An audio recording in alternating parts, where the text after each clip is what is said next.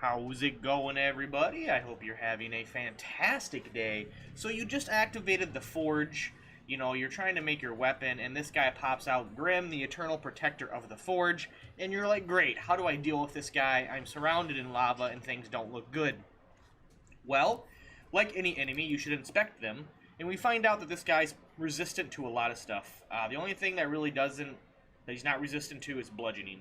Everything else, he at least has half resistance or full resistance, which can be pretty annoying. You know, almost all magic isn't going to work unless you got force or cold, thunder and acid or whatever. You know, they work a little bit, but your bludgeoning is going to be the main way you hurt him, and he can be a little overwhelming. He's level 8, he's got 300 hit points, an AC of 18, and you're just like, well, what do I do? Well, first thing you want to do is get his attention.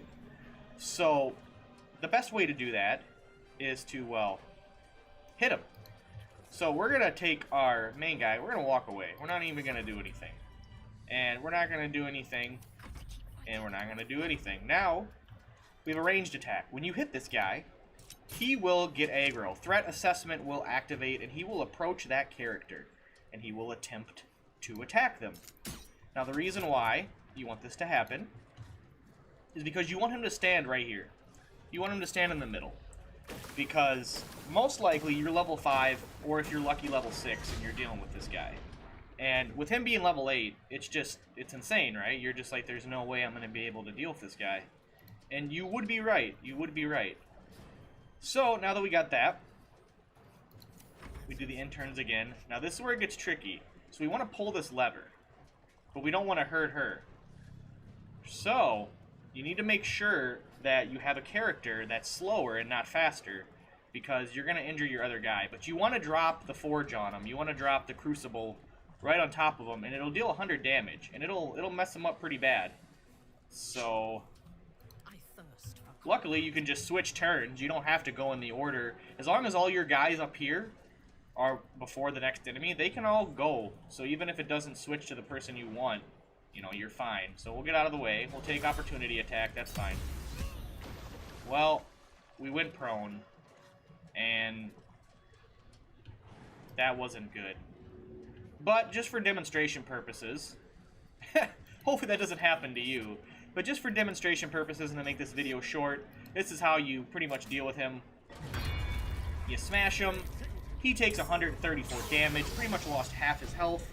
Then the next part of the fight, you are gonna... Oh yeah, and it crafts your item too, don't forget.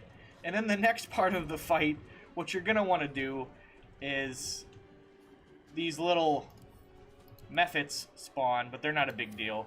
And then you just got to get him to lure him over here again and rinse and repeat one more time, and he'll pretty much be dead. Now, you can't damage him when he's not in lava, so when you currently smash him, see how he's not glowing no more? He's immune to all damage. So you need to get him to walk back in lava, and then smash him again, and then maybe do a couple hits and he's done. So that's pretty much the fight.